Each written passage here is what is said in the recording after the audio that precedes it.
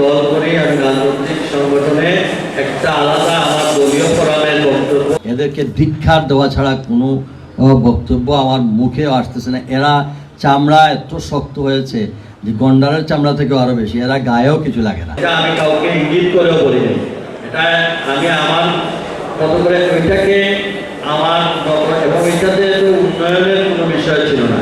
এখানে আমাদের একজন মৃত ব্যক্তির সম্মানে শ্রদ্ধা নিবেদন করার জন্য ওনার জন্য কিছু বলা হয়েছে, কিন্তু এটা তো সামগ্রিক উন্নয়নের ব্যাপারে বা বর্তমান আমি তো কোথাও বলি নাই এই সরকারের দ্বারা কোনো উন্নয়ন পাচ্ছি না বা উড়িষ্যা বলেন বা পররাষ্ট্রমন্ত্রী বলেন।